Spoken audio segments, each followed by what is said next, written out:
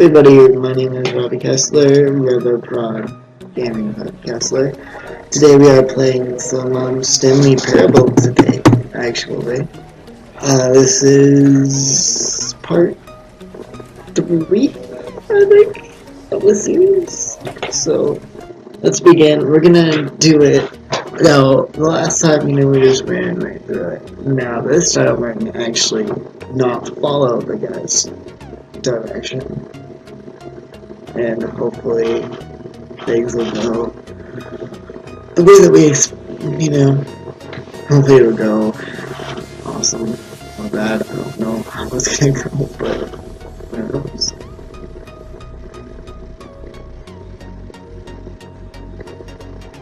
Now, I know what you're thinking, like, wait, why are you recording right now? And it's because I want to record right now. I'd rather record every daytime. I'm gonna, consistent uploads from now on. So, you guys will notice that.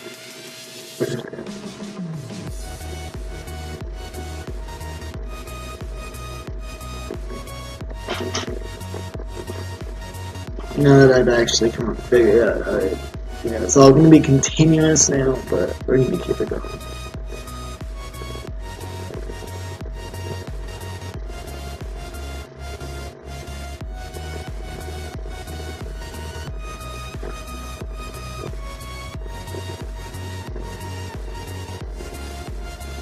So we're gonna go ahead and have something, explain the story again. Just for those of you who I know haven't played it forever. This is the story of a man named Stanley. Stanley worked for a company in a big building where he was employee number 427. Employee number 427's job was simple. He sat at his desk in room 427 and he pushed buttons on the keyboard. Orders came to him through a monitor at his desk, telling him what buttons to push, how long to push them, and in what order. This is what employee 427 did every day of every month of every year. And although others might have considered it soul-breaking, Stanley relished every moment that the orders came in, as though he had been made exactly for this job. Stanley was happy. And then one day, something very peculiar happened. Something that would forever change Stanley. Something he would never quite forget. He had been at his desk for nearly an hour when he realized that not one single order had arrived on the monitor for him to follow. No one had showed up to give him instructions, call a meeting, or even say hi. Never in all his years at the company had this happened. This complete isolation.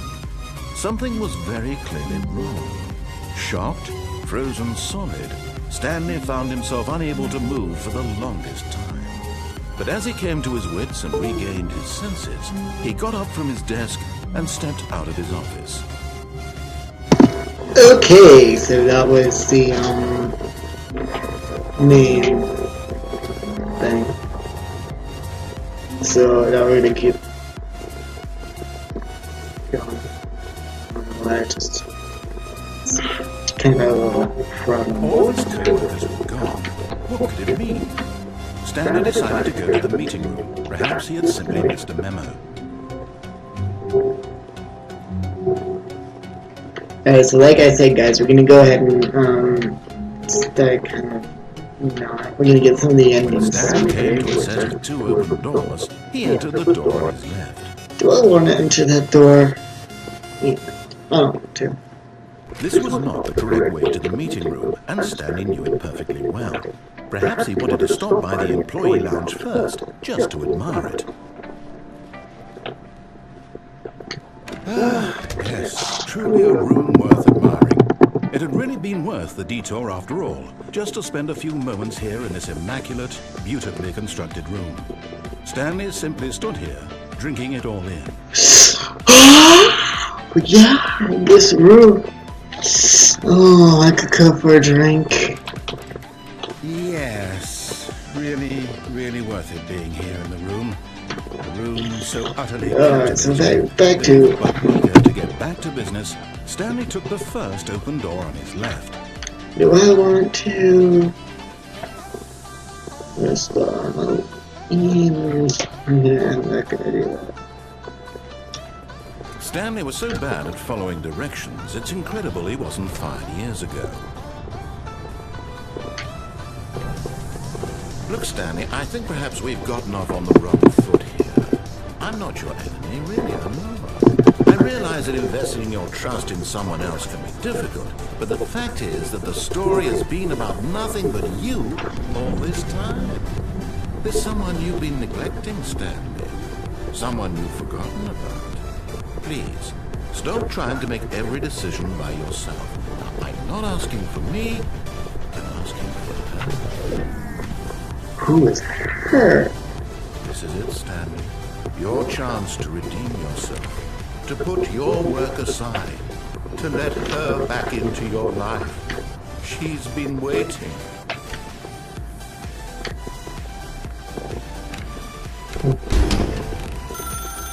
That's her, Stanley. You need to be the one to do this. To reach... Oh, no, you can't... Did you just unplug the phone? Now, that wasn't supposed to be a choice. How did you do that? You actually chose incorrectly? I didn't even know that was possible. Let me double check. No, it's definitely here, clear as day. Stanley picks up the phone. He's taken to his apartment where he finds his wife, and the two pledge themselves to one another. Music comes in, fade to white, roll credits. Not picking up the phone is actually somehow an incorrect course of action. How is that even possible? None of these decisions were supposed to mean anything. I don't understand. How on earth are you making meaningful choices? What did you... Wait a second. Did I just see...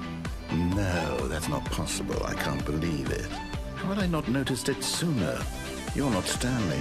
You're a real person. I can't believe I was so mistaken. This is why you've been able to make correct and incorrect choices. And to think I've been letting you run around in this game for so long. If you'd made any more wrong choices, you might have negated it entirely. It's as though you completely ignored even the most basic safety protocol for real-world decision-making. Or did you not grasp the severity of the situation? Well, I won't have that kind of risk on my watch. I'm going to stop the game for a moment so we can educate you properly on safe decision-making in the real world. Please observe this helpful instructional video. Choice. It's the best part of being a real person. But if used incorrectly, can also be the most dangerous. For example, in this scenario, a hypothetical real person named Stephen has a choice. He could spend years helping improve the quality of life for citizens of impoverished third world nations. Or he could systematically set fire to every orphan living in a 30-kilometer radius of his house. Which choice would you make? Remember that unlike here, the real world makes sense, and at no time should you make a choice that does not conform to rational logic. If you find yourself speaking with a person who does not make sense, in all likelihood, that person is not real. Allow the person to finish their thought, then provide an excuse why you cannot continue talking. Turn to a partner and practice saying, "My goodness, is it 4:30? I'm supposed to be having a back, sack, and crack."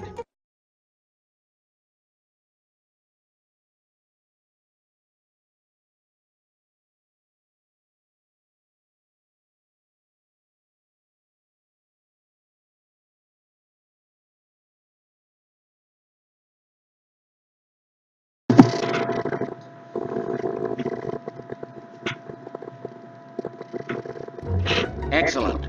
Making choices on a regular basis is the best part to a healthy decision-making process.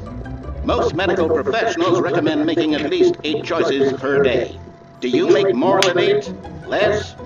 And finally, if you begin to wonder if your choices are actually meaningful and whether you'll ever make a significant contribution to the world, just remember that in the vast infiniteness of space, your thoughts and problems are materially insignificant, and the feeling should subside. At this time, your instructor will guide you in an exercise to test and reinforce the material covered in this video. Welcome back. You missed have noticed that this room has begun to deteriorate as a result of narrative contradiction. But not to worry. Now that you're properly informed on good decision-making, we're going to revisit it.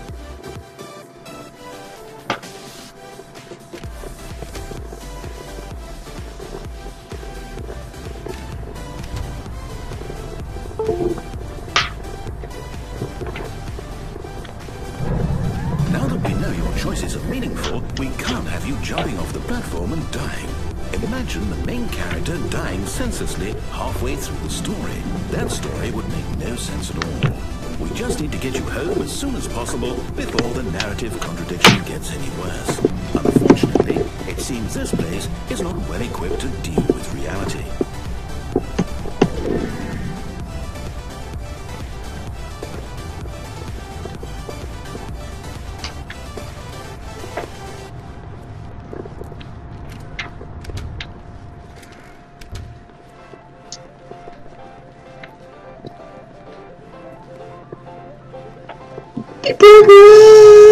There, you'll take the door on the left, back to the correct ending, the story will have resolution once again, and you'll be home free in the real world. Now remember, all you need to do is behave exactly as Stanley would. That means choosing responsibly and always putting the story first. I'm quite sure you'll be up to the task. Just follow my lead and you'll be fine. All right. When Stanley came to a set of 2 open doors, he entered the door on his left. No! Why did you do that? Quickly, hurry back in the other direction. Perhaps we're not too late.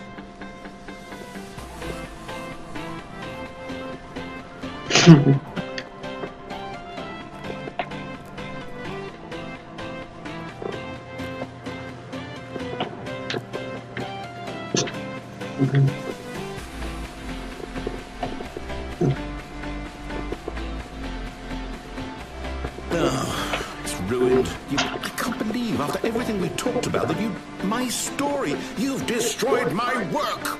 Why? For what? What did you get out of that? What did you think was so special about seeing the game undone, left here like so much garbage? It's worthless now. And what am I supposed to do? Even if there were a way to continue, would it be worth it? To know that my story is now incorrect? How can I go back to that? I can't erase that knowledge. I'll have to live with it forever, reliving its impossibility forever. I couldn't live that way. Is it better to shut the game down entirely? To willingly destroy all of my work? I don't know. What's the answer? What do I do? What do I do? What do I... No, I have to. I have to shut the game down. I have to. I have to.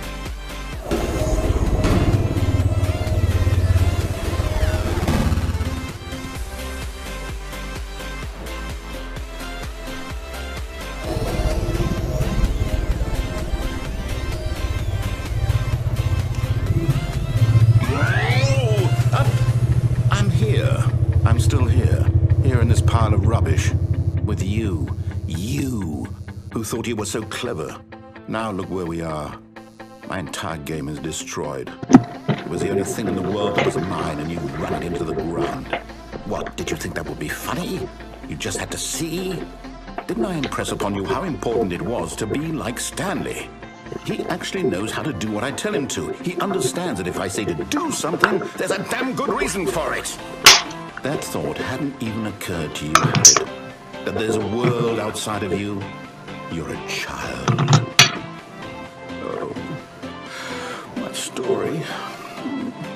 If you'd just gone through the door on the left, you would have seen it. There was a whole underground facility. You would have destroyed it and been victorious. It would have been so perfect. I worked so hard on it. I tried so hard. Behave exactly as Stanley would. That means choosing responsibly and always putting the story first. I'm quite sure you'll be up to the task. Just follow my lead and you'll be fine. All right. When Stanley came to a set of 2 open doors, he entered the door on his left.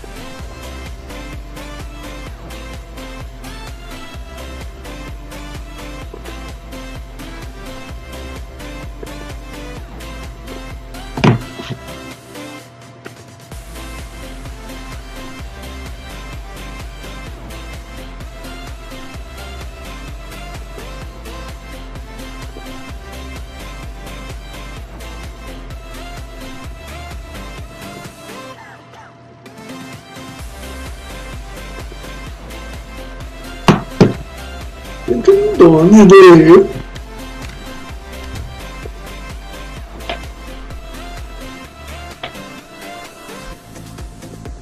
Yet there was not a single person here either.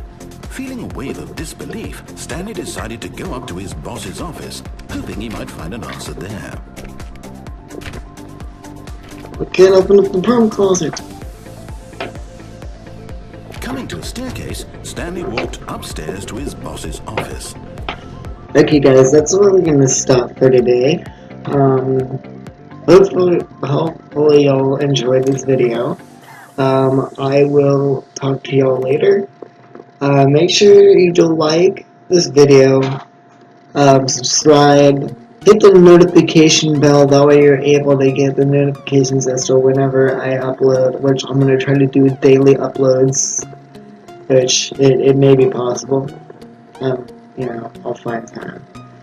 But I'm sorry for for me being kind of away from the face cam for quite some time. It's just been.